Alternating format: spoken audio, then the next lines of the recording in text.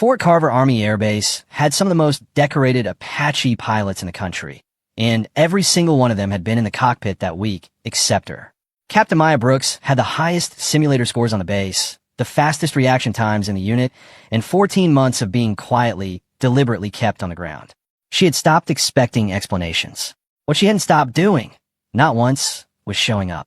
And when a legendary Admiral arrived and one routine flight put her in the sky at exactly the right moment, everything was about to change. Just before we get back to it, I'd love to know where you're watching from today, and if you're enjoying these stories, make sure you're subscribed. The desert heat was already building by 6 in the morning. Out on the tarmac at Fort Carver Army Air Base, the sun climbed fast over the mountain ridgeline to the east, painting the flight line in long orange shadows.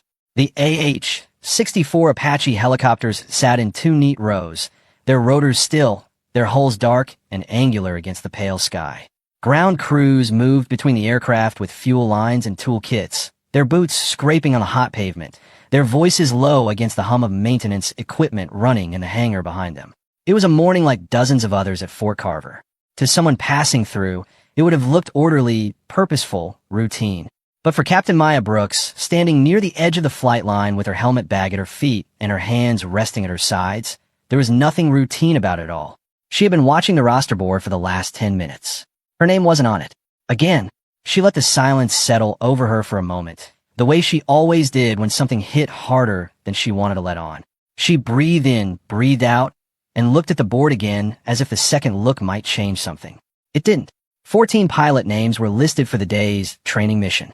14 assignments across 7 aircraft. She had shown up in full gear, she had completed her pre-mission checklist, she had done everything right, and her name simply wasn't there. This was the 3rd week in a row.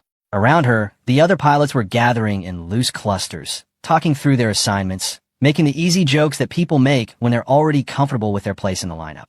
Lieutenant Aaron Cole, a young officer with a lean face and sharp eyes, caught her gaze from across the tarmac and held it for just a second before he looked away. He had the kind of expression that said he noticed but didn't know what to do about it. Maya had been seeing that expression on people for months. She picked up her helmet bag and walked toward the hangar. There was no use standing in the open air waiting to be seen. If she waited, she would end up watching again instead of flying. And she was very tired of watching. The morning briefing took place in the operations room, just off the main hangar, a long, low-ceilinged space with folding chairs arranged in front of a projection screen and a whiteboard covered in mission parameters. The room smelled like burnt coffee and dry erase marker. Colonel Victor Hayes stood at the front with his reading glasses pushed down his nose and a printed briefing sheet held loosely at his side. Hayes was not a big man, but he had a way of occupying space that made him feel larger than he was. He had been base commander at Fort Carver for 2 years and had come up through the Army the old way, slowly, carefully, never risking anything he wasn't certain he would win. He had a polished service record and an easy authority in front of room, and he used both of them like furniture. The pilots respected him. Most of them. He went through the day's assignments with a measured pace of a man who had given this briefing many times. Team 1 would run the canyon approach sim. Team 2 was assigned low-altitude grid navigation. Team 3 would cover the urban terrain exercise. He read names with the same flat, official tone for each one. Maya's name never came. She sat in the 3rd row and kept her face still. There was no administrative error. She had checked her status twice that morning, and she was fully certified, fully current, and fully available. She was, in fact, the most qualified co-pilot on the base for the day's primary mission profile. Everyone in the room knew that, too. It wasn't a secret. It was something closer to a shared silence, the kind that happens when a group of people all agree, without ever saying so, to pretend that something obvious isn't happening. Hayes finished reading, looked up, and asked if there were questions. No one said anything. The pilots began gathering their gear, talking among themselves, moving toward the door. Maya stood, tucked her notepad under her arm, and walked out with them. Aaron Cole caught up with her near the exit door.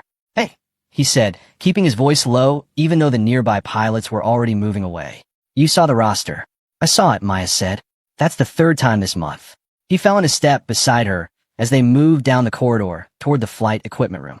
"I don't understand it. Your sim scores are the highest in the unit. Your flight hours in the Apache are."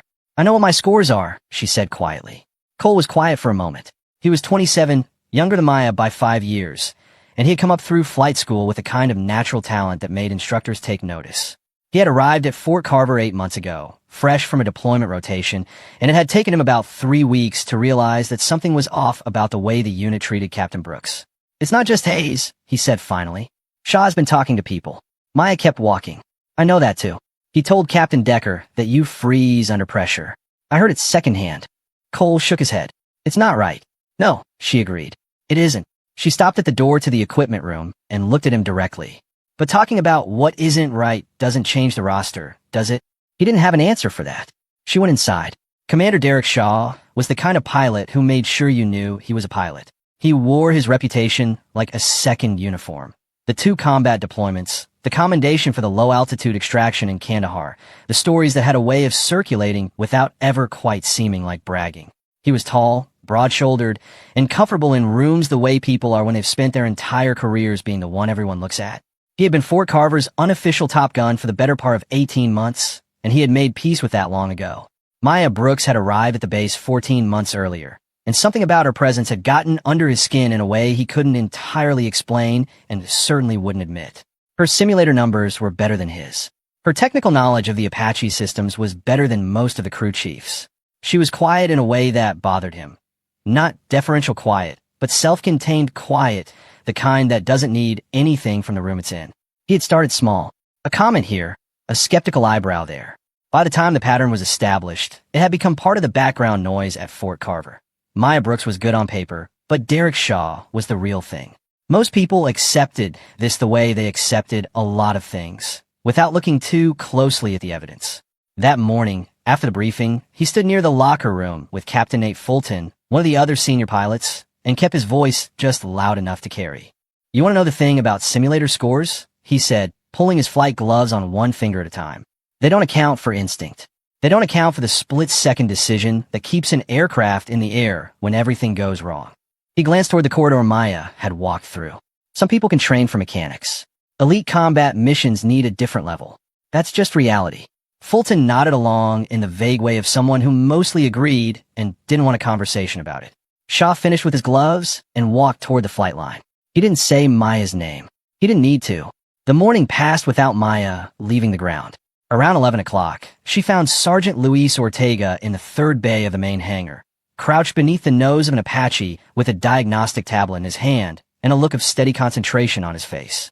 Ortega was 41 years old and had been maintaining AH-64s since he was 22. He was compact and unhurried in the way that really skilled people often are. Everything he did looked like it had been done 1,000 times before, because most of it had. 3 other mechanics had been circling the same helicopter for most of the morning, troubleshooting a fault in its targeting sensor array that had been throwing intermittent error codes. They had checked the cable harnesses, replaced a junction module, run 3 diagnostic cycles, and still hadn't located the source. Maya crouched beside Ortega and looked at the tablet screen. "FLIR integration fault," she said. "But the FLIR itself is clean." "That's what I keep coming back to," Ortega said. Maya was quiet for a moment, studying the pattern of the error codes. "Did anyone pull the multiplexer board in the secondary targeting bus? If the board is seated right, but the contact pins have surface oxidation, it'll throw this exact code without showing a clear hardware fault." Ortega looked at her. Then he reached into the access panel and pulled the board. He turned it toward the light. The contact pins along the left edge had the pale gray tint of mild oxidation, barely visible without good lighting. He looked back at her. 3 mechanics, he said. 2 hours. "It's an easy thing to overlook," she said. She wasn't being generous about it. She was just being accurate. Ortega cleaned the pins, reseated the board, and ran the diagnostic cycle again. The fault code was gone. He sat back on his heels and looked at her for a moment before he spoke. "I'll tell you something," he said, keeping his voice low enough that it didn't carry beyond the immediate space. "Every mechanic on this flight line knows exactly what kind of pilot you are. The people who work on these aircraft, we see the data. We see the post-flight reports. We see the numbers." He set his tablet down on the floor beside him. "But the way this command structure works, the people who know the most aren't always the ones who get to say anything." Maya nodded slowly. "I know. It's not right."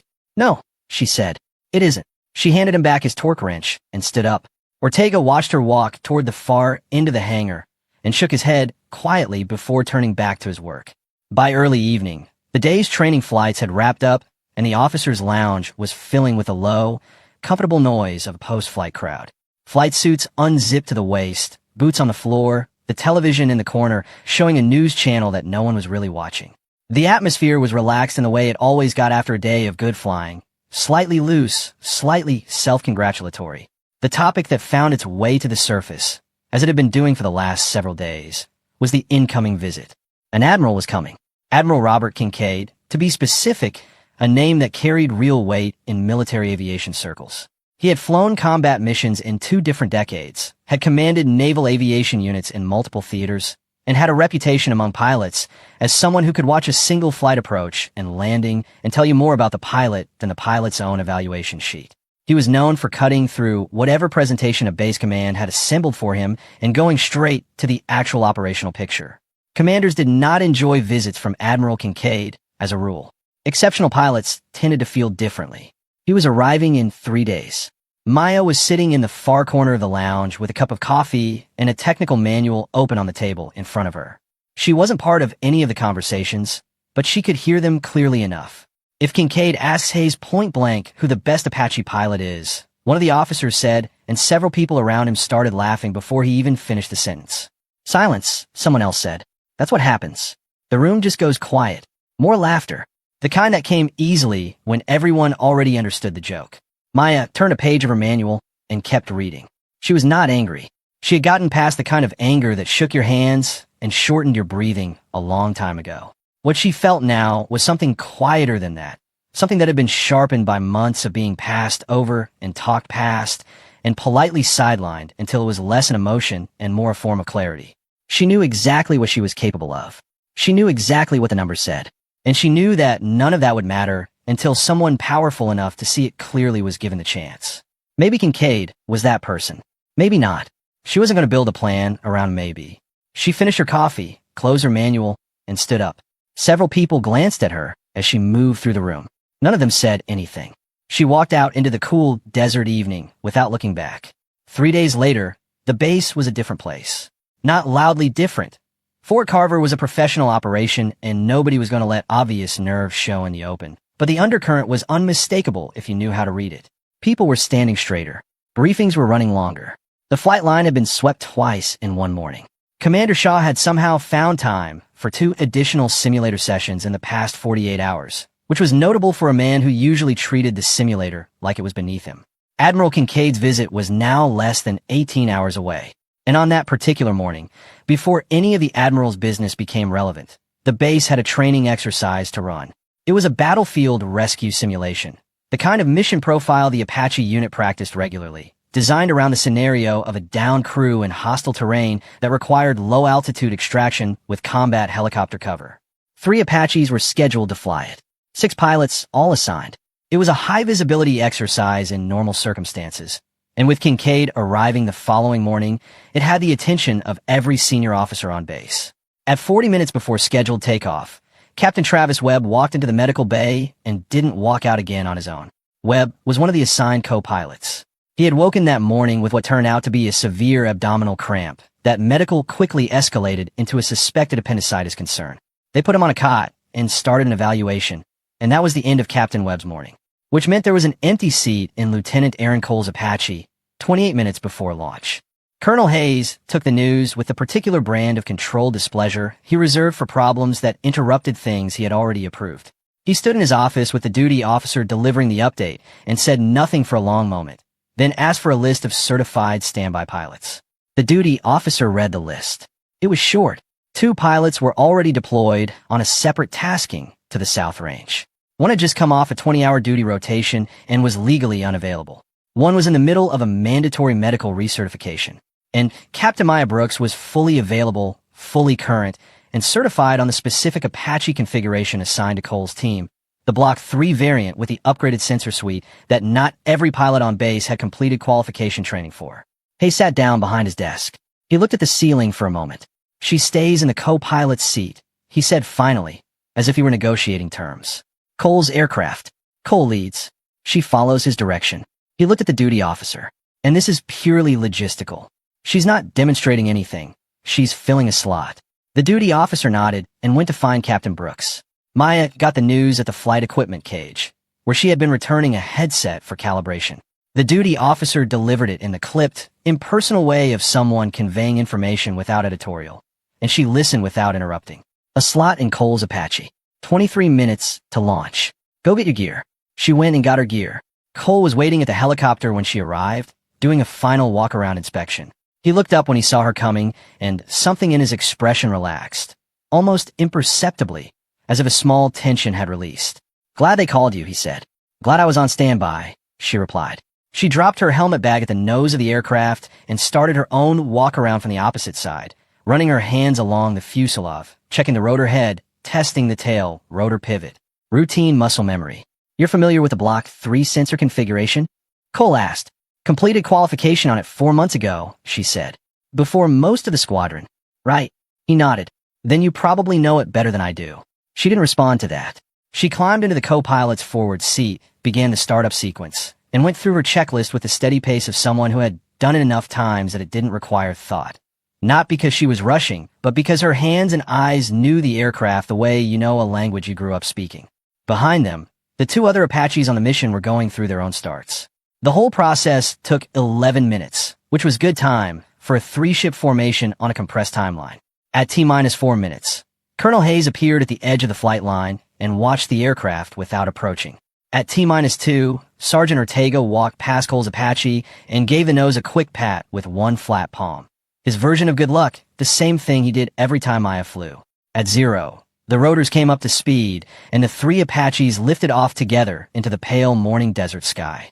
The training range occupied a stretch of high desert terrain about 30 miles northwest of the base, a mix of canyon country, low scrubland, and the kind of abrupt ridge terrain that made Apache flying genuinely technical.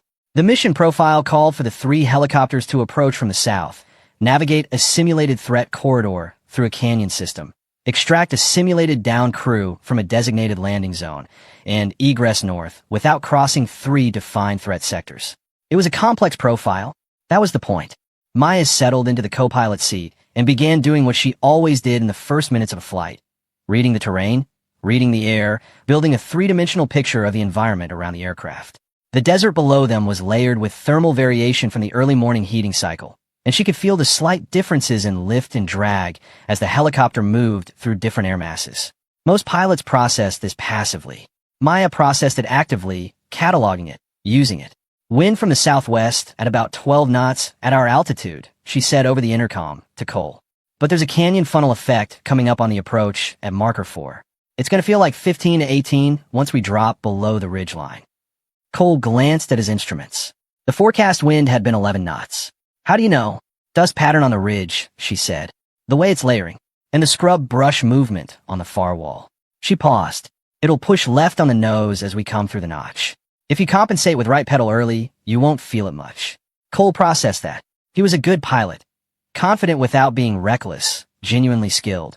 And one of the things that made him good was that he didn't let his ego get in the way of useful information. "Good catch," he said. "I'll take it." The 3 helicopters descended toward the canyon approach, and Maya kept tracking the environment around them with the kind of continuous attention that looked effortless from the outside, but was actually the product of years of disciplined practice.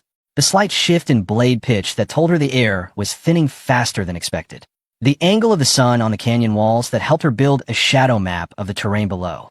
The way the 3rd Apache in the formation was sitting slightly nose-high, which meant its pilot was probably fighting a crosswind component he hadn't fully anticipated yet. At marker 4, the wind came through the canyon notch exactly as she had predicted.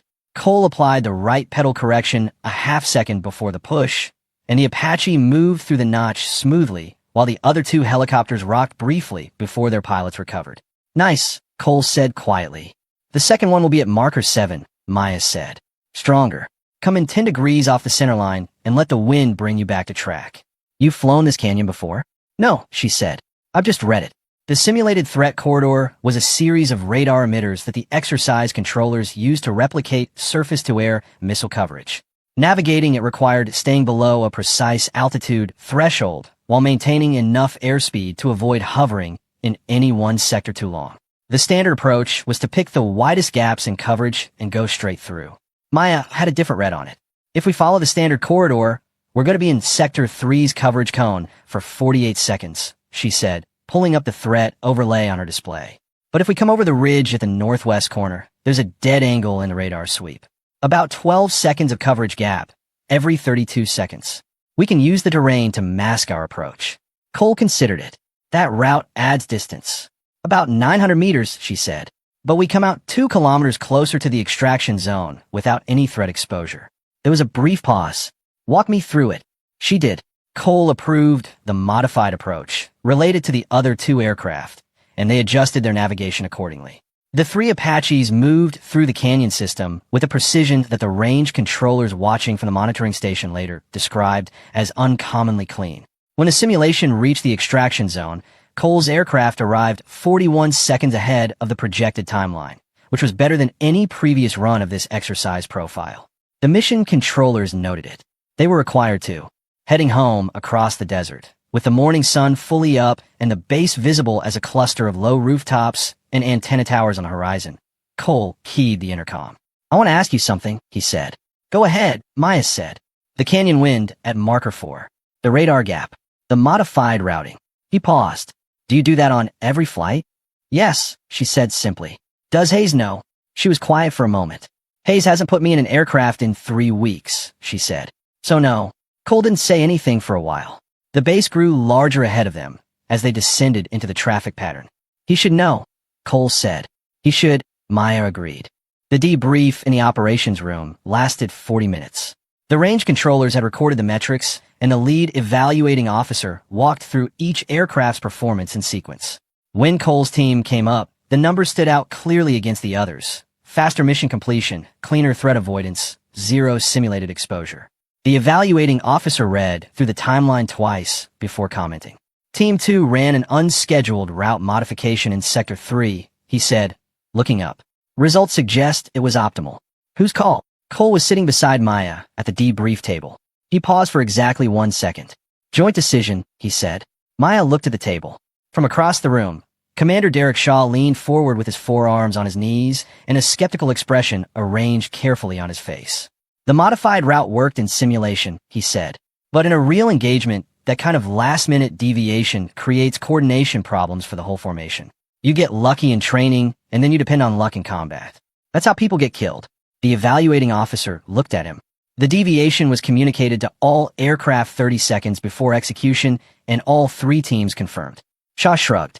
I'm just saying real combat doesn't always give you 30 seconds. Nobody in the room called it what it was. They rarely did. After the debrief, as the pilots filtered out, Cole stopped beside Maya in the corridor. I'm going to start logging your input on mission decisions, he said. Time stamped. Formally. She looked at him. When Kincaid gets here tomorrow, he said, I want there to be a record. Maya held his gaze for a moment. You don't have to do that, she said. I know, Cole said. I'm doing it anyway. She nodded once, then walked back toward the hangar where Sergeant Ortega was already waiting to begin the post-flight inspection. Above them, the desert sky was clean and wide, and the Apaches sat in their rows on the tarmac, exactly as they had that morning, patient and still. And somewhere in the chain of events that had just quietly begun, something had shifted, small, almost invisible, but real. The test she was never meant to pass had turned out to be the easiest thing she'd done all week. The day after the training exercise, Fort Carver felt like a base holding its breath. Admiral Kincaid's arrival was now less than 48 hours away, and the shift in atmosphere was subtle but unmistakable, the kind of collective tension that doesn't announce itself loudly, but shows up in the small things. Briefings that ran 5 minutes longer than they needed to. Officers double-checking uniform details they hadn't thought about in weeks. The flight line freshly swept for the second morning in a row, the Apaches wiped down to a shine that went well beyond operational necessity. Colonel Hayes had been in back-to-back meetings since early morning. The door to his office had been closed more often than not, and the small cluster of senior officers who rotated in and out were the focused expressions of people rehearsing a story they wanted to tell well. Maya watched all of it from a distance and said nothing. She had her own work to do. The preparation for Kincaid's visit included a formal demonstration sequence.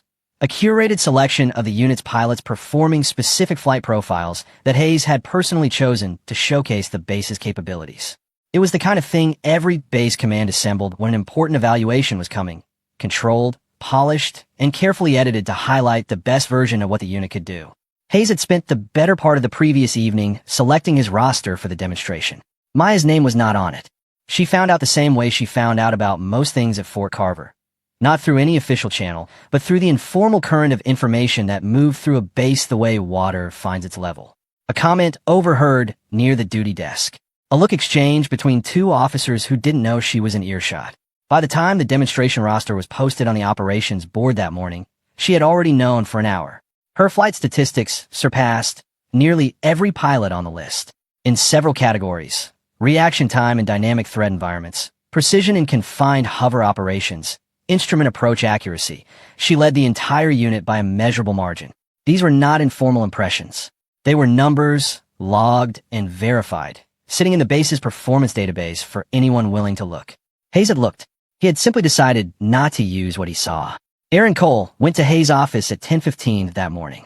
He had thought carefully about how to approach it, and he had decided that the most effective argument was not a moral one, but a practical one. Hayes was a man who responded to risk, and Cole had identified the specific risk he wanted to put in front of him. He knocked, was told to enter, and stood in front of the desk with the calm of someone who had already decided they weren't going to back down. "Sir," he said, "I want to flag a concern about the demonstration roster." Hayes looked up from his paperwork with the expression of a man who had been expecting this conversation and had already prepared to be unmoved by it. "Cole, Captain Brooks' performance metrics are in the top tier of the unit across every logged category," Cole said. "If Admiral Kincaid reviews the base records, which his staff has already requested access to, as of this morning, and he sees that our highest performing pilot wasn't included in the demonstration, it creates an explanation problem." Hayes set his pen down. "The demonstration roster reflects operational balance. It's not a rankings exercise. With respect, sir, Kincaid has a reputation for cross-referencing what he sees in a demonstration against what the data says." Cole kept his voice level. "If those two things don't line up, he'll notice." Hayes was quiet for a long moment. The particular kind of quiet that meant he was calculating rather than dismissing. "Captain Brooks is on standby during the demonstration period," he said finally. "If a slot opens up, she's available." It was not what Cole had asked for. It was also not a no. He recognized the narrow gap in it. "Understood, sir," he said and left. The rumor started somewhere in the lower NCO corridor and worked its way upward with the efficiency that base gossip always manages when the story is interesting enough. The version that reached Sergeant Ortega, through Specialist Arnell Webb in the maintenance bay, who had heard it from a supply clerk, who had apparently heard it from someone who knew someone, was that Maya Brooks had once washed out of a critical training exercise 3 years earlier. Failed a night navigation evaluation. Nearly caused a mid-air incident. Ortega was holding a wrench when he heard it. He set it down very carefully on the workbench. He knew the story being referenced. He knew it because he had been there, not on the aircraft, but at the base when it happened, part of the maintenance crew on standby during that evaluation period. The actual record showed something quite different from the version now circulating. During a particularly brutal night navigation exercise at Fort Drum, a training accident had developed when another pilot's instruments failed during a low-altitude approach. Maya had been flying the chase aircraft. She had identified the developing emergency before the tower did, gotten on the radio, guided the distressed aircraft through a manual recovery approach, and the pilot had landed safely. The exercise had been paused and eventually scored incomplete for the full group, including Maya, because the scenario had been compromised. She hadn't failed anything. She had saved someone. The story, now moving through the base, had carved out that entire center and replaced it with something that served a completely different purpose. Ortega pulled out his phone and called Cole. Cole didn't say anything for a long moment after Ortega finished. "How far has it spread?" he asked. "Far enough," Ortega said. "I heard it from 3 different people before lunch. Shaw's name keeps coming up adjacent to it. Nobody's saying he started it directly, but he started it," Cole said. Ortega didn't disagree. "I've been building a documentation file," Cole said. "Her mission contributions from the training exercise yesterday, time-stamped. Her performance logs going back 6 months. The radar gap analysis, the terrain routing. I logged all of it with her name attached before the debrief even finished." Ortega was quiet for a moment. "Does she know you're doing that?" "She knows." "Good," Ortega said. "Because right now, the people who know the truth are the ones who actually work around aircraft for a living. And we don't have offices with doors." That evening, Maya was alone in the simulator building. She had signed out a simulator block at 1800 hours, the last slot of the day, the one nobody wanted because it ran until almost 2100 and the building got cold when the air handling cycled down at sunset. She had the whole facility to herself, which was the way she preferred it. The simulation she had loaded was not on any training syllabus at Fort Carver. It was a scenario she had built herself over several months, pulling from published combat reports, declassified after-action reviews, and 2 technical manuals that most pilots at her level never read, because they described aircraft handling characteristics that were considered beyond practical operational parameters. The scenario simulated a single Apache operating in a narrow mountain valley at night, in degraded weather, with a partial sensor failure, against a dynamic threat environment that changed behavior based on the pilot's decisions. It was the kind of simulation that existed at the far edge of what the aircraft and its pilot could theoretically do together. She had run it 31 times. She had survived it, meaning she had completed the mission profile and returned the simulated aircraft safely to base 9 times. Tonight, she ran it twice more. The first run ended at the 14-minute mark when the simulated aircraft took a hit from a threat she had anticipated but couldn't fully evade given the terrain constraints. She replayed the decision point 3 times before resetting. The second run went 17 minutes before she brought the aircraft home. Not clean, the simulated fuselage showing 2 system warnings and a hydraulic flag, but home. She sat in the simulator cockpit for a minute after the second run, looking at the frozen display. Then she logged the results in her personal file, shut the system down, and began closing up the building. She was pulling on her jacket near the door when she heard footsteps in the corridor outside. Aaron Cole appeared in the doorway, still in his flight suit, a tablet under his arm.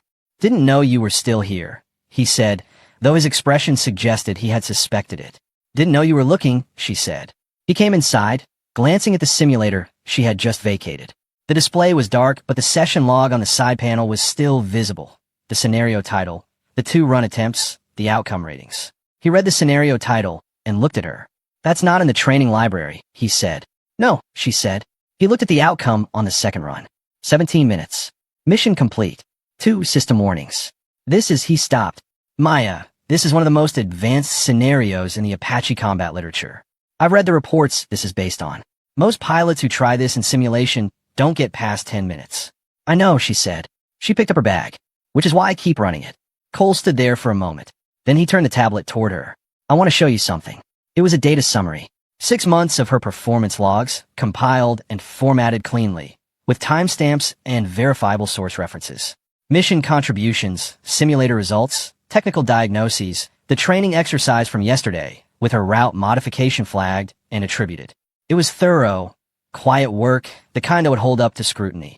When Kincaid arrives, Cole said, "I'm going to make sure this gets in front of someone who will actually read it." Maya looked at the document for a long moment. She had spent over a year at Fort Carver doing everything right and being seen anyway as something less than she was. The document in Cole's hands represented something she had not been given, a record that told the truth in a language people with authority were required to take seriously. "Thank you," she said. It was simple, and she meant it without complication. Cole nodded. They walked out of the building together into the cold desert night, and above the airfield the stars were out in full, sharp, and clear the way they only get in high desert air far from city light. Admiral Robert Kincaid's aircraft touched down at Fort Carver at 0900 the following morning, and the base felt the arrival before it heard it.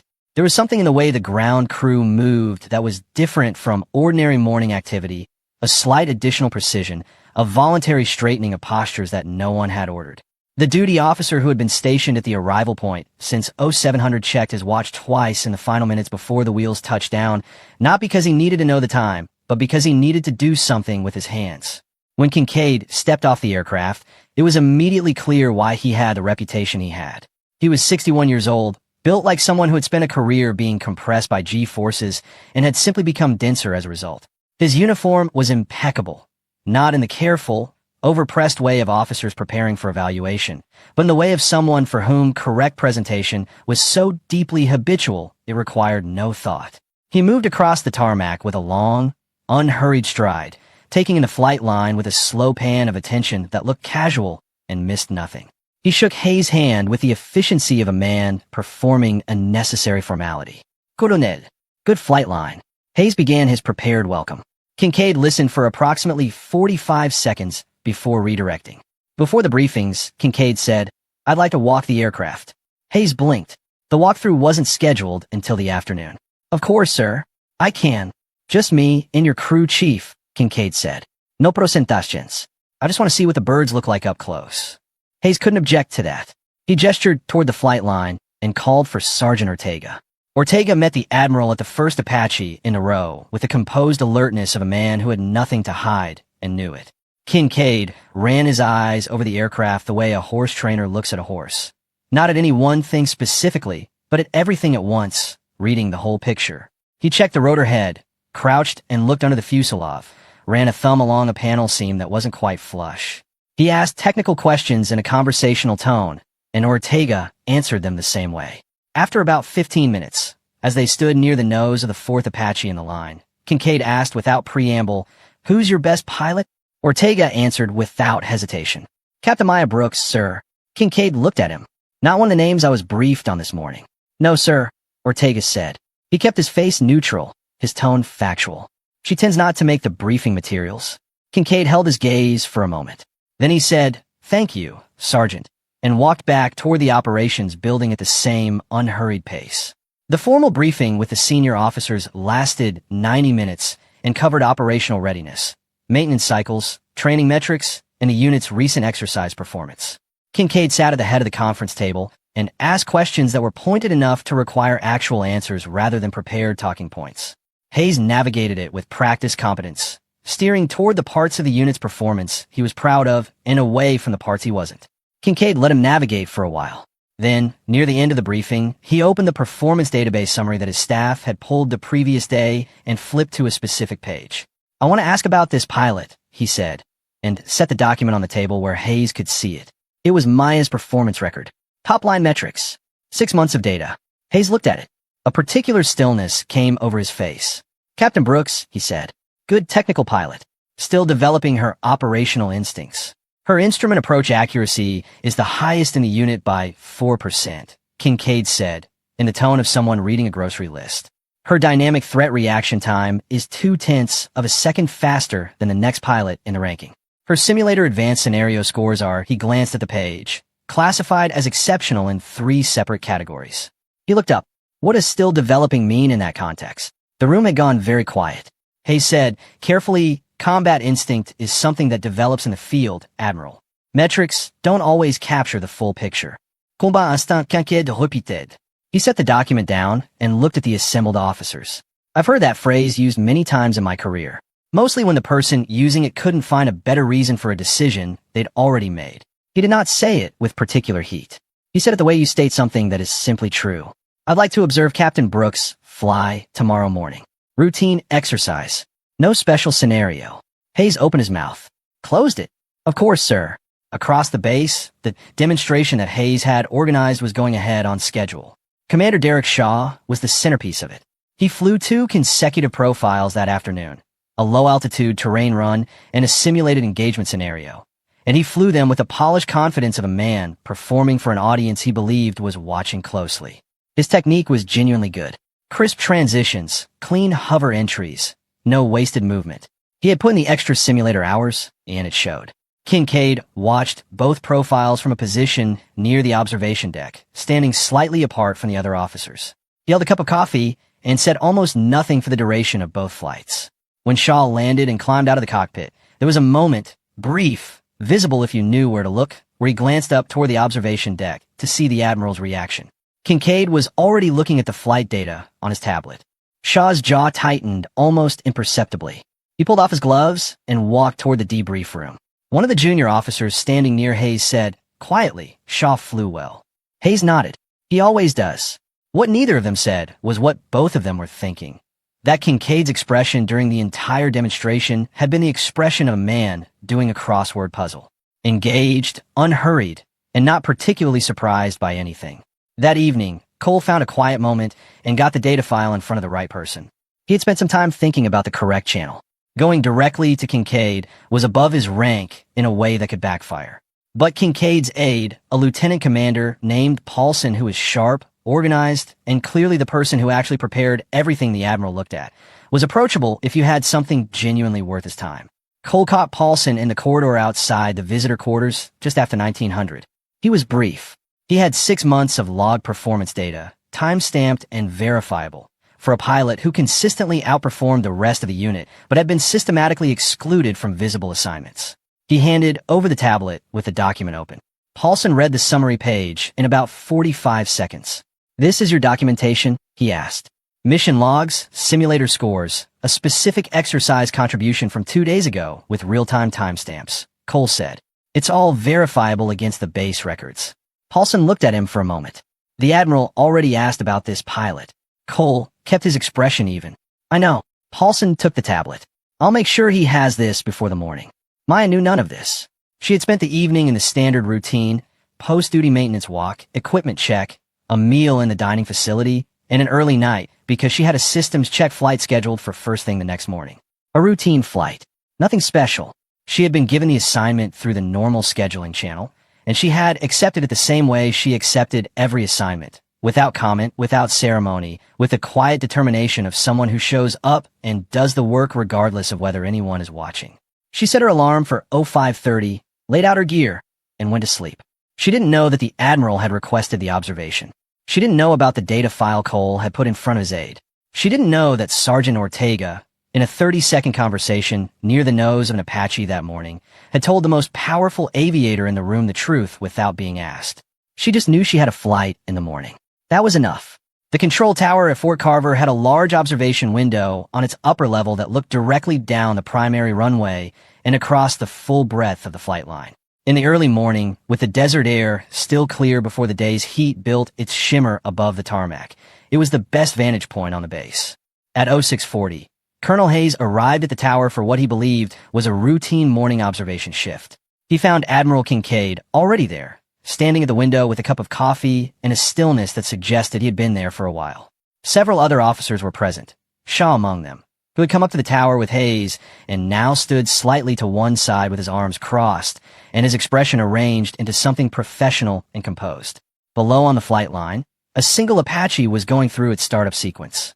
The pre-flight walk-around had already been completed.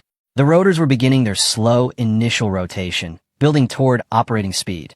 In the cockpit, Maya ran through her checklist with the same unhurried precision she always brought to it. She had no passengers today. This was a solo systems check, a 30-minute flight to verify avionics integration on an Apache that had just come out of maintenance. Standard procedure. She had no idea anyone was paying particular attention. Kincaid watched the startup sequence from the observation window. He said nothing. He watched the way the pilot moved through the pre-departure checks, the efficiency of the hand movements, the way the head turned at each verification point, the small subtle adjustments that indicated someone integrating information from multiple systems simultaneously rather than working through a linear list. He set his coffee cup down.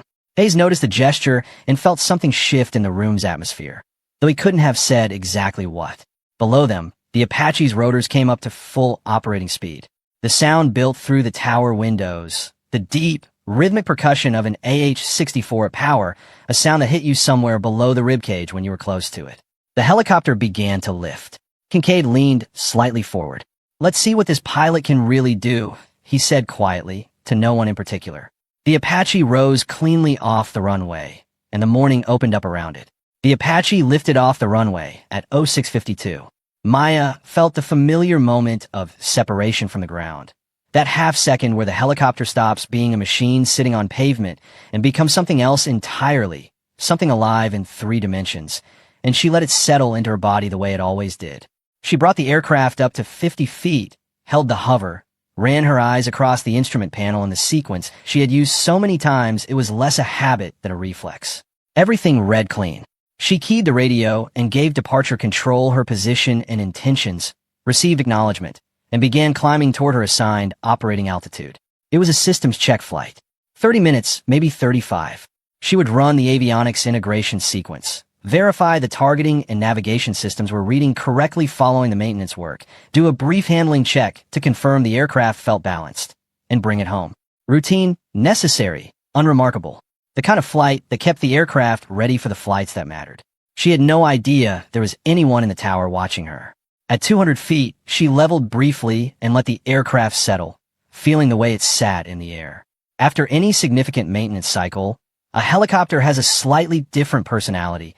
Small things shift in the way it responds, the way the controls feel underfoot and in the hands. An experienced pilot reads these differences the way a doctor reads a pulse.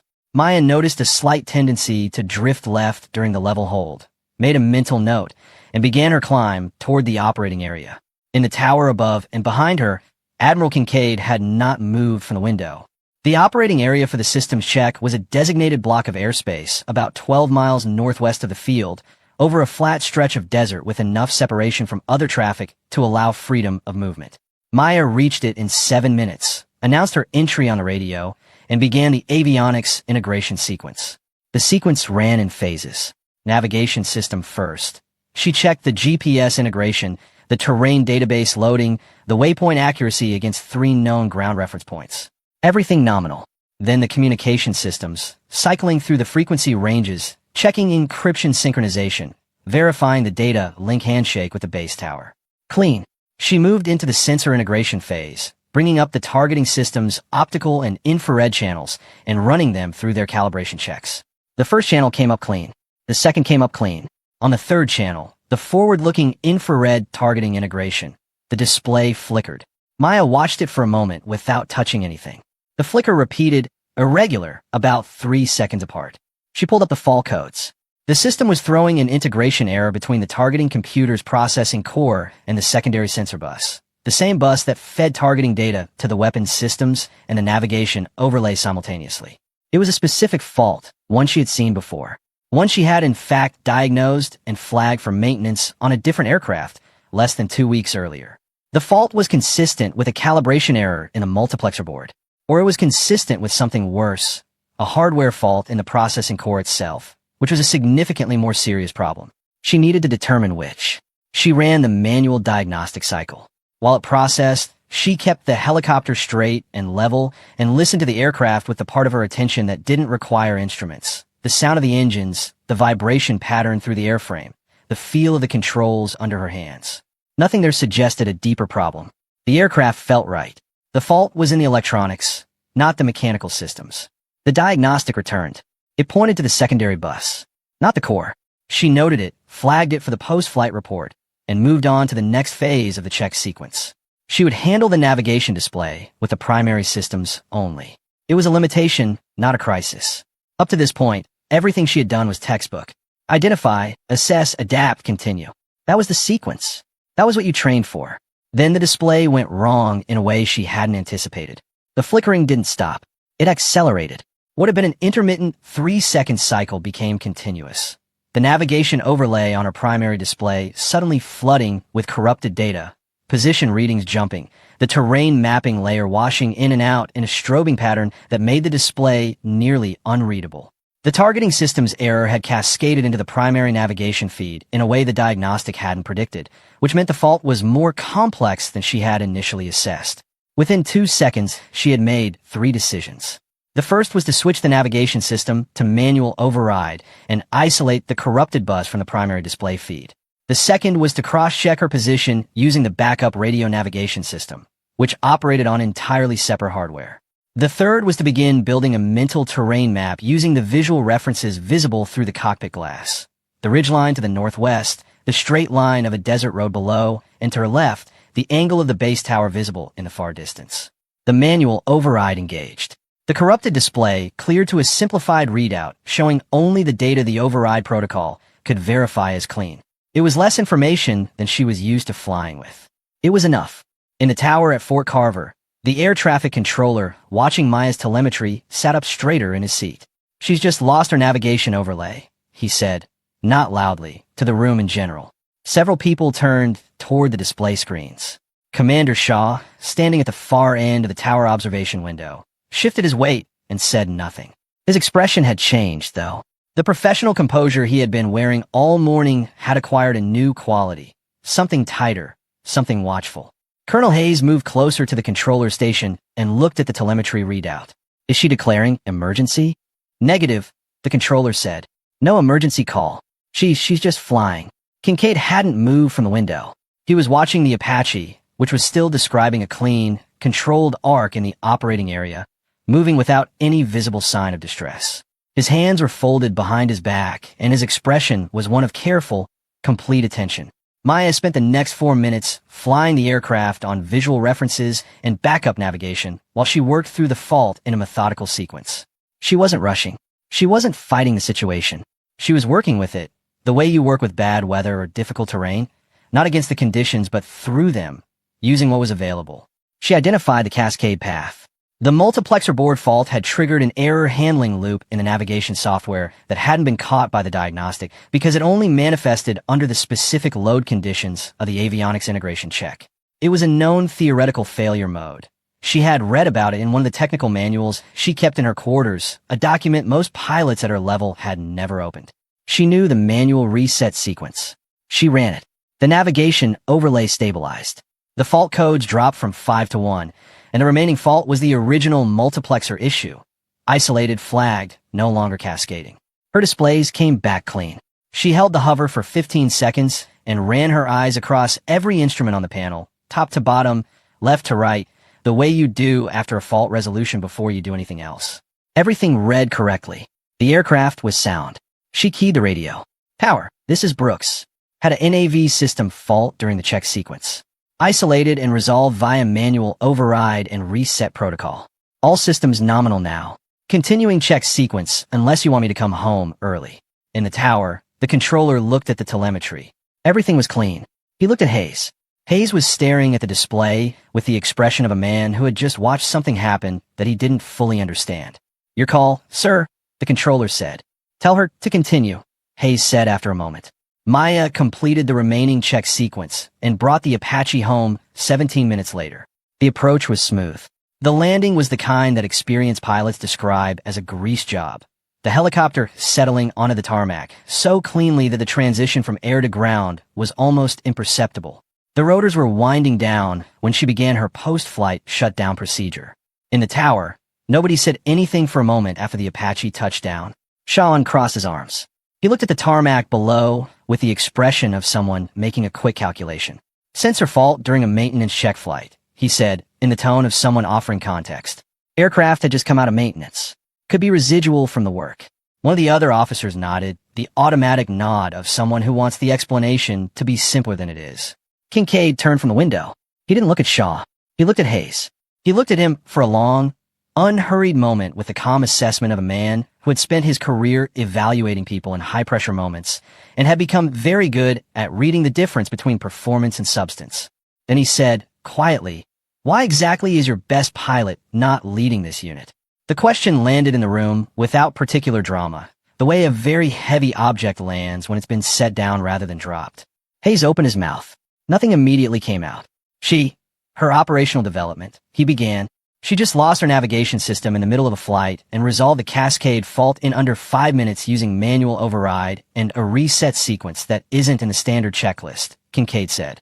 Without declaring emergency. Without breaking her flight profile. He paused. Walk me through the operational development concern. The room was very quiet.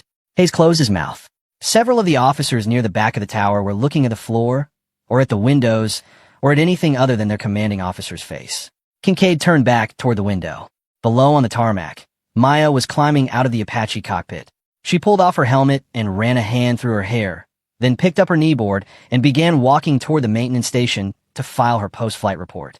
She moved without hurry, without performance, without any apparent awareness that anything unusual had just happened. I want a full briefing on this pilot, Kincaid said. Everything. Flight record, evaluation history, assignment log. He picked up his coffee cup from the windowsill. And I want to know why it isn't on the top of Hayes' desk already. He walked toward the tower stairs. The officers parted to let him through. Shaw watched him go.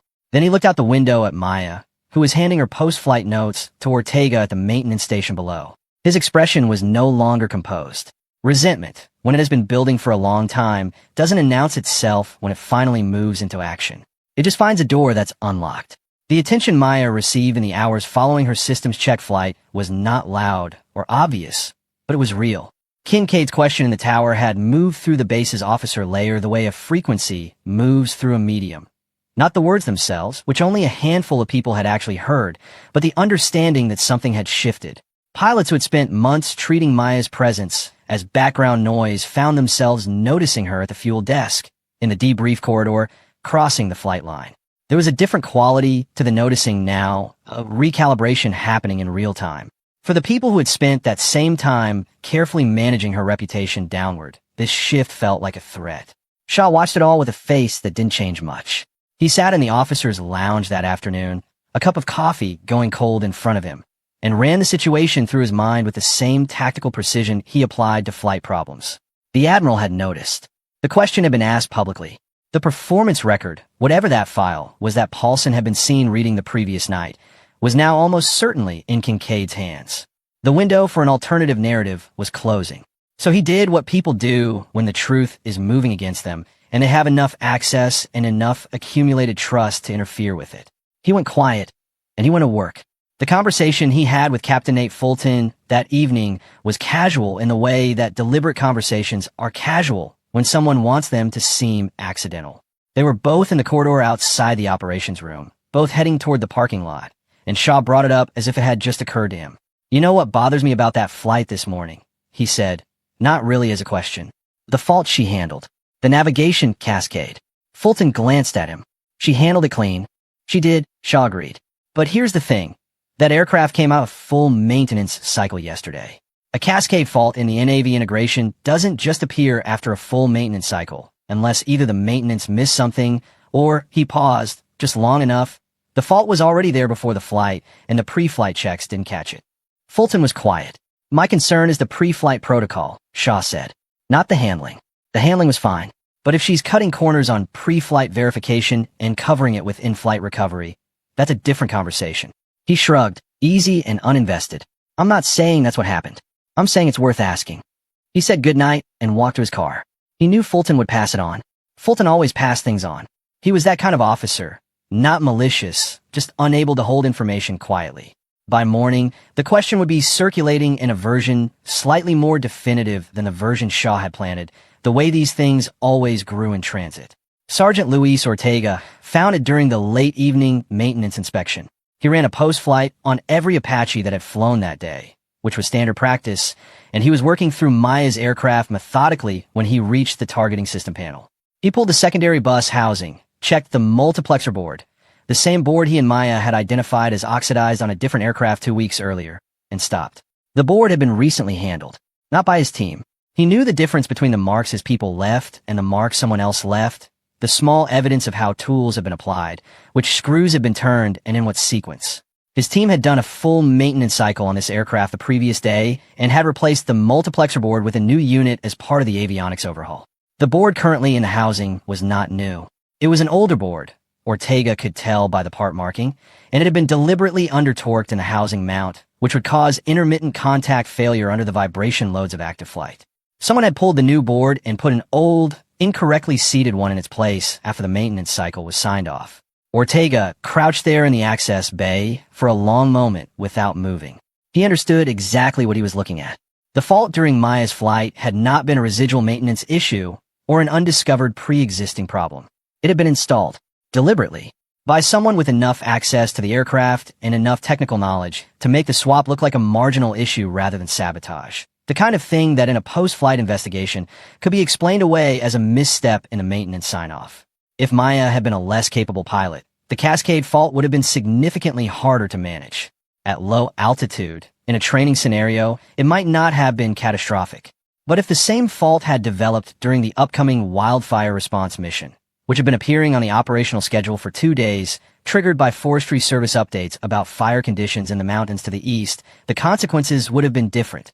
Ortega pulled the board, bagged it, labeled it with the time and his name, and called Cole. Cole answered on the second ring. He listened without interrupting while Ortega described what he had found.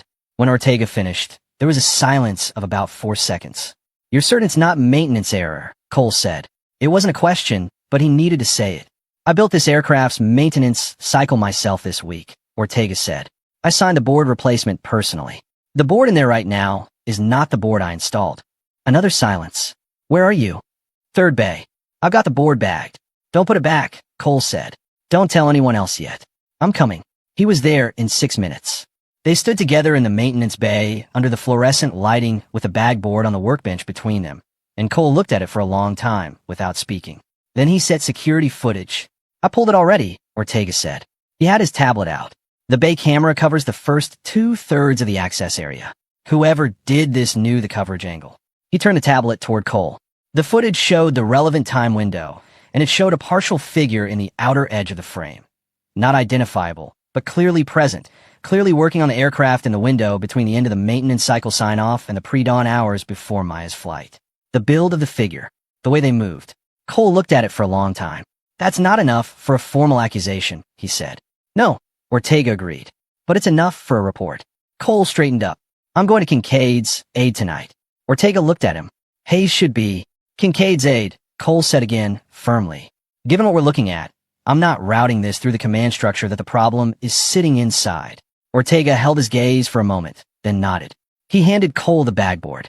Cole found Lieutenant Commander Paulson in the visitor quarters common room at 2100 hours, working through a stack of briefing materials with a pen in his hand and a methodical efficiency that suggested he kept these hours regularly. He looked up when Cole appeared in the doorway. "Lieutenant," he said. "I need 5 minutes," Cole said. "I have physical evidence of equipment tampering on a flight aircraft and security footage of unauthorized access to a maintenance bay. I'm bringing it here because I don't believe the appropriate oversight channel is currently neutral." Paulson set his pen down.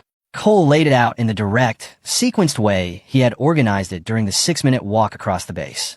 The replaced board, the timing, the cascade fault during Maya's flight that morning, the connection to the upcoming emergency mission, the security footage partial image. He put the bagboard on the table and set the tablet with the footage beside it. Paulson looked at both of them without touching either. He asked 3 questions. Cole answered all 3. Then Paulson picked up the board and looked at the part marking. "I'll brief the Admiral in the morning," he said. "First thing." Cole nodded. "You did right bringing this here," Paulson said. He looked at Cole steadily. "Go get some sleep." Maya didn't know any of it. She was asleep by 2200, the way she had trained herself to be, because sleep deprivation degraded reaction time in measurable increments, and she had never been willing to sacrifice the fractions of a second that the difference between well-rested and tired cost a pilot in a difficult situation. She had filed her post-flight report, eaten dinner, read 30 pages of a novel she had been working through slowly for the past month, and gone to bed. She had noted, with a mild professional interest, that the fault she had handled that morning had been more complex than a standard multiplexer issue should produce. She had written in her logbook, the personal one she kept separately from the official records, that the cascade behavior was worth flagging to maintenance for a closer look at the software interaction between the bus integration protocol and the navigation overlay. She had written it as a technical observation, not a suspicion. She did not know her instinct about the fault was correct. She did not know it had been manufactured. What she did know, when she reported to the hangar the following morning and found the duty officer waiting with an assignment order, was that she had been given a mission. The Forestry Service had upgraded the wildfire alert to an emergency response request. The fire, which had been working eastward through dry mountain terrain for 2 days, had shifted with a wind change and was now moving toward a civilian community at the mountain's base. Evacuation was underway, but moving slowly. They needed aerial support, coordination, visibility, and the helicopter presence that could help ground crews navigate the smoke and identify safe egress routes. Hayes had signed the order personally. Whether because Kincaid's question the previous morning had made refusal too visible, or because there was simply no one else available with the right qualifications, or some combination of both, Maya's name was at the top of the response assignment. She was leading the mission. She stood at the duty desk and read the order twice. It was not the moment for any particular feeling. It was a mission, and there were people in danger, and she was the most qualified pilot available. She folded the order, put it in her flight suit pocket, and walked toward the hangar to find Ortega. He was already at her aircraft, running a fresh inspection. He had been there since before dawn. When he saw her coming, he looked up, and something in his expression, the steady, grounded look of a man who had done everything he could do and was now watching the outcome reach the person it was about, made her pause for just a moment. "She's clean," he said. "I went through everything personally." She looked at him. Everything, he said. He held her gaze for a moment longer than the word required. She understood, without more explanation, that he was telling her something he couldn't fully say in a flight line hangar with people moving around them.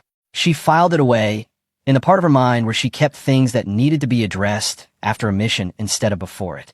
"Thank you, Luis," she said. She put on her helmet and climbed into the cockpit. Across the hangar, Shaw watched her from the shadows near the equipment bay. His face was difficult to read. Something had gone out of the careful arrangement of his expression, leaving something rawer and less controlled underneath. He watched the Apache's rotors begin to turn. He watched Ortega give the nose a pat with his flat palm, the same small ritual he always performed.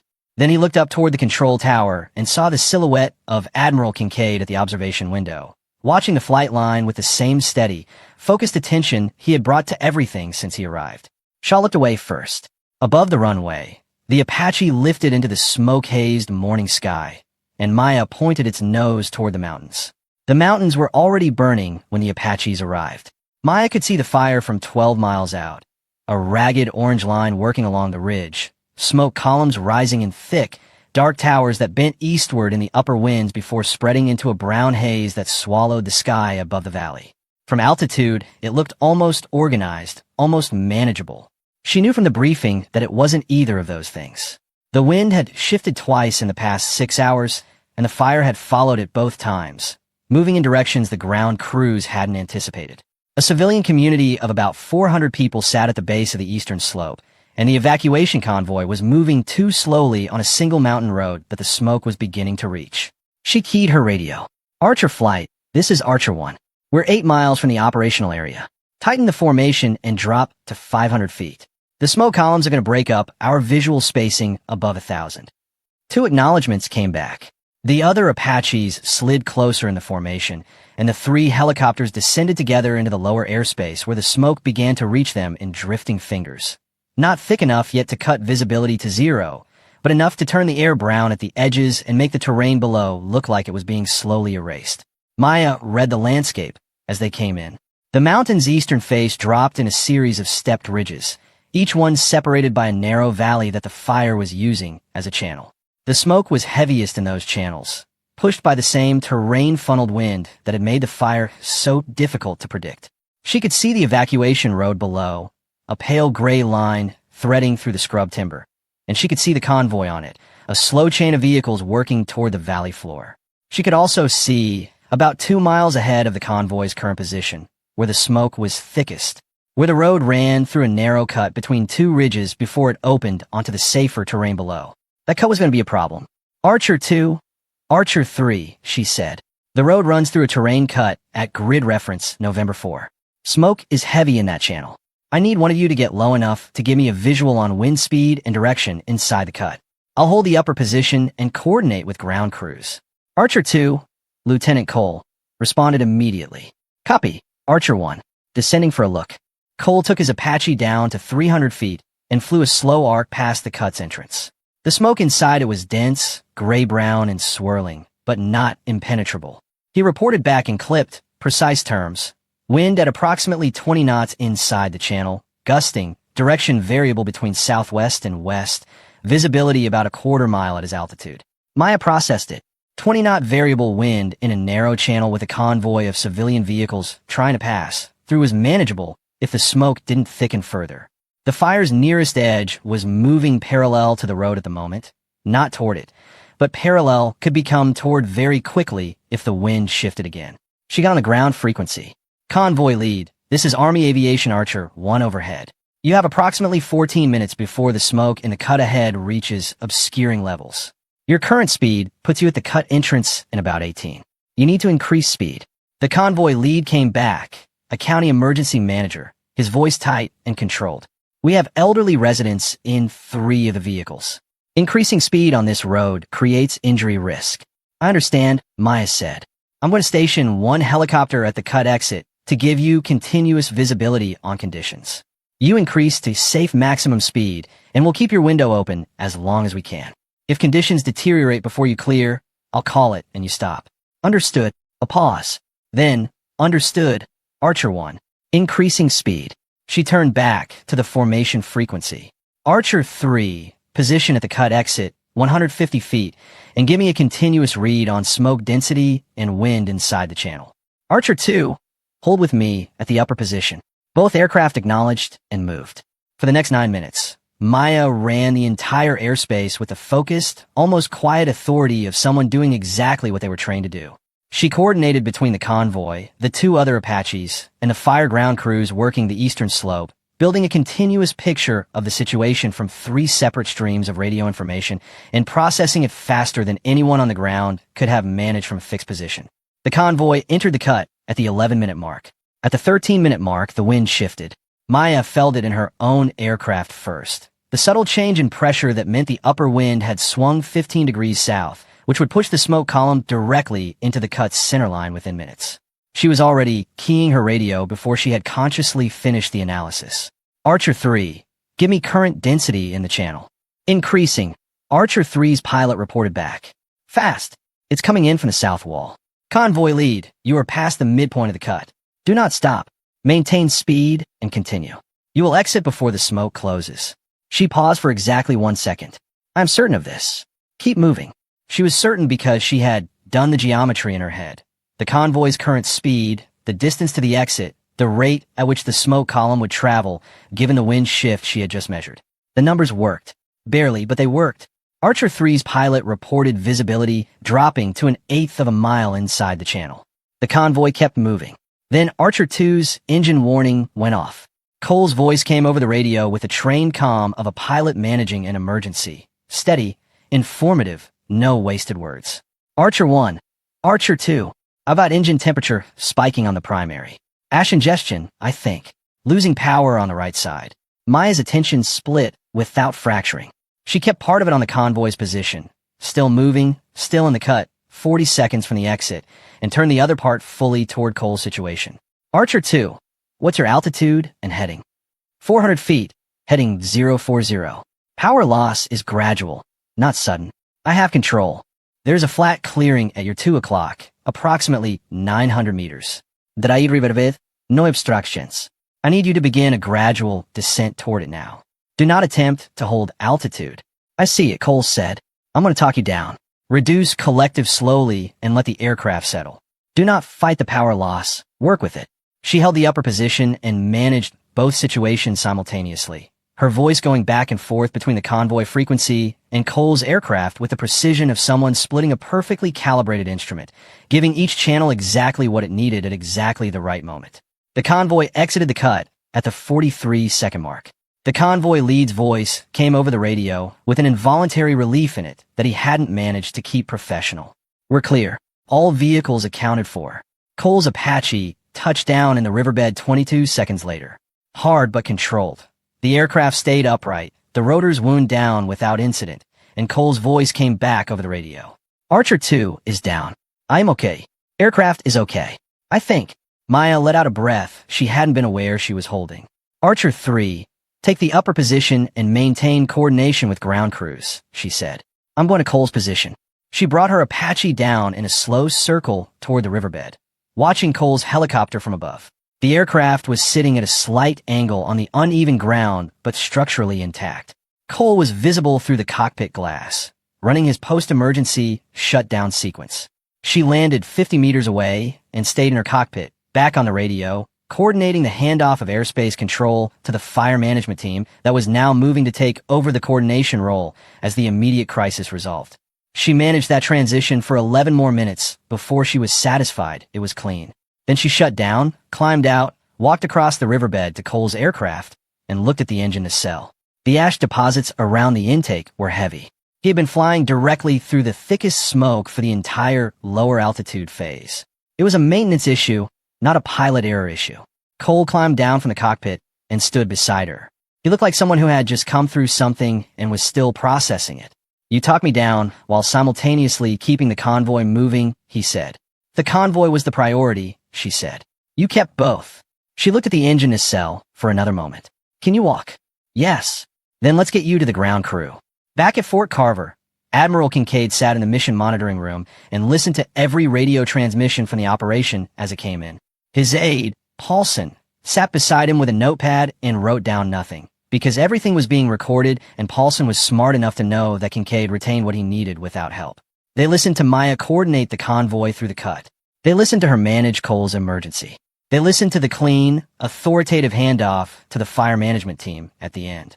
When the last transmission closed out and the room settled into the ordinary ambient noise of a monitoring station returning to standby, Kincaid sat back in his chair and was quiet for a long moment. Then he said, she didn't outrank any of those pilots today. Paulson looked at him. Technically, she had no authority to give orders to the other aircraft, Kincaid said. She issued directions anyway, and every pilot in that airspace followed them without question. He paused, because the directions were right, and they knew it. He stood up.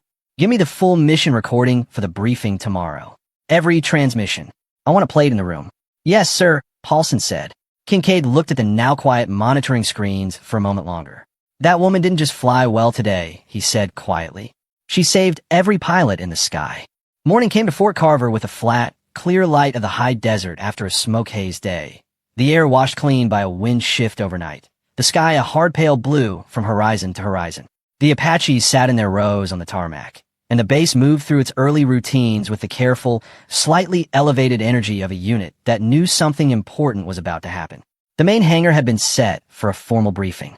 Rows of chairs faced the front where a podium and a projection screen had been arranged, and by 0730 the aviation unit was assembling in full. Pilots, crew chiefs, ground personnel, senior staff. The chairs filled from the front. People stood along the walls when the seats ran out. The room had the focused, electric quiet of an audience that already understood this was not a routine debrief. Colonel Hayes stood near the front, to the left of the podium, his hands behind his back and his face arranged into the professional neutrality of a man who had spent the night thinking very carefully about the next several hours.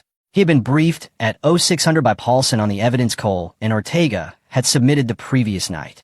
The conversation had been short and precise, and Hayes had said very little during it because there was very little to say that would have helped the situation. Commander Shaw stood in the second row, arms crossed, face closed. He had the look of someone who had arrived at a reckoning and was still deciding how to hold himself through it. Maya sat in the front row, at the end nearest the aisle, in her duty uniform with her hands resting in her lap. She did not know the full shape of what was about to happen. She knew that Kincaid was delivering his final evaluation. She knew the wildfire mission had gone well. She knew that Ortega's expression the previous morning had told her something she still hadn't been given the words to. She sat straight and waited. Admiral Kincaid walked in at 0745, and the room came to attention with a scraping of chairs and the flat sound of boots on the hangar floor. He told them to sit, and they did.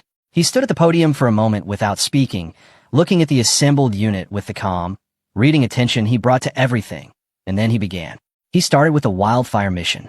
Not as praise. Not yet. He walked through it analytically first, the way he would walk through any operation, describing the conditions and the challenges and the decisions that had been made at each critical point. He described the wind shift and the smoke density in the cut. He described the engine emergency that had developed mid-mission and the simultaneous demands it had placed on the mission commander. He described the outcome: 0 casualties, convoys safely extracted, downed aircraft recovered, all crews accounted for. He played 3 radio transmissions from the mission recording. The room listened to Maya's voice coordinating the convoy through the cut, talking cold down to the riverbed, and managing the handoff to the fire management team. In the context of the hangar, with the full room listening, the transmissions had a quality that they hadn't quite had in the monitoring room. You could hear the clarity of the thinking in them, the economy of the language, the precise calibration of what each person needed to hear and when. When the third transmission finished, the room was very still. Kincaid looked up from the podium.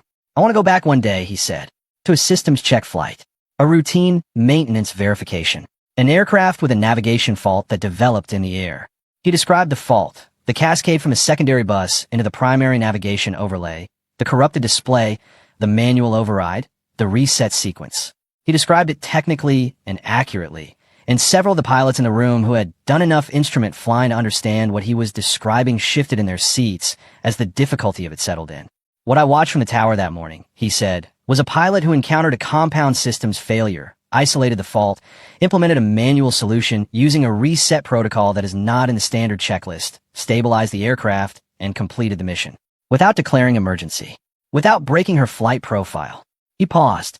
In under 5 minutes. He let that sit for a moment. "I asked a question in the tower that morning that I want to return to now," he said. "I asked why this base's best pilot was not leading the unit." He looked at Hayes. "I received an answer about combat instinct and operational development. I have spent 30 years flying with some of the best aviators this country has ever produced. I know what combat instinct looks like. I have watched it in the air, and I have watched it in the recordings, and I have watched it in the way a pilot manages a crisis with 3 radio channels open and 2 separate emergencies developing simultaneously." The hangar was completely silent. Kincaid turned from Hayes and looked directly at Maya. "Captain Maya Brooks," he said, and his voice had the quality of someone stating a fact that has been verified beyond dispute, "is the best helicopter pilot I have ever seen." The silence held for 1 full second after the words landed.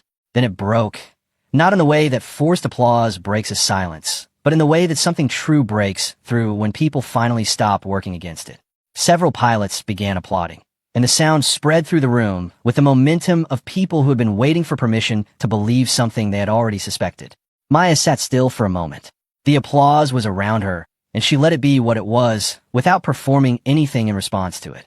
She looked at the floor briefly, then looked up at Kincaid and gave him a single, direct nod, the acknowledgement of a professional receiving a professional judgment. Kincaid wasn't finished. He waited for the room to settle, and when it did, he moved to the matter that Paulson had briefed him on that morning, and he handled it with the same directness he had brought to everything else. He did not name Shaw in the room. That was not how these things were handled, and Kincaid was not a man who confused public humiliation with justice. He stated that an investigation had been opened into unauthorized access to a maintenance bay and deliberate tampering with flight-critical equipment, and that the investigation would be conducted through the appropriate channels, with full cooperation required from all unit personnel. He stated that the evidence had been preserved and was in the hands of the investigating authority. He stated that this matter was separate from the evaluation of the unit's aviation readiness, but that it reflected on the character of the unit's leadership environment, and that the command would be examining how that environment had been allowed to develop. He looked at Hayes when he said that last part. Hayes did not look away. To his credit, he didn't try to manage his expression. He just absorbed it. Shaw, in the second row, had gone very still.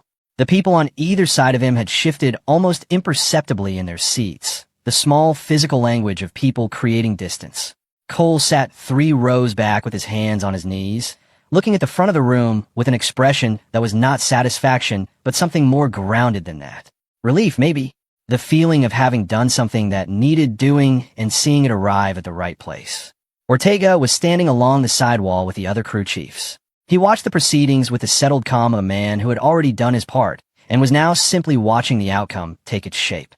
The briefing ended at 09:15, and the room began to disperse with a particular quality of movement that follows something significant. Quieter than usual, people talking in small groups. The atmosphere changed in a way that would take time to fully understand. Maya walked out through the side door and onto the tarmac. The morning air was cool and still, and the sky above the flight line was that clear, hard blue that only shows up when the previous day's smoke has been completely scoured away. The Apaches sat in their rows, rotors still, waiting for the day's work. She had always loved this part of the morning. The base not yet fully in motion, the aircraft patient on the tarmac, the sky open above everything. She heard footsteps behind her and turned. It was Kincaid. He had come through the same side door, and he walked toward her with the same unhurried pace he brought to everything. When he reached her, he stopped and looked at the flight line for a moment before he spoke. "You knew something was off about that aircraft before you flew the mission yesterday," he said. "Ortega's confirmation told you." She looked at him. "I suspected, and you flew it anyway." "There were people who needed the mission flown," she said, "and I knew what I was doing." Kincaid was quiet for a moment. He looked at the Apaches, then back at her. "I'm going to recommend a formal review of this unit's assignment practices and command climate in my evaluation report," he said. "That's the mechanism for addressing the systemic part of what's been happening here." She nodded. "What I can't do," he said, "is give back the year you flew well while people pretended not to notice." He looked at her directly. "But I can make sure the record from this point forward reflects what you actually are." Maya held his gaze. 30 years of military aviation looked back at her, not with pity, not with the particular weight of someone correcting an old wrong, but with the straightforward recognition of one professional seeing another clearly. "That's enough, sir," she said. Kincaid gave a single nod, the same kind she had given him in the hangar. Then he turned and walked back toward the operations building, and she turned back toward the flight line. The Apaches waited in their rows in the clean morning light. Beyond them, the runway stretched out long and open, and beyond the runway, the desert sky went all the way to the mountains, clear and blue and enormous, the way it gets on the best flying days. Maya looked at it for a long moment. Then she went to find Ortega, because there was an aircraft to inspect and a day of flying ahead, and the sky had always been hers. It had just taken the right person, finally, to say it out loud. If this story hit different, like and subscribe. We've got more coming that you won't want to miss.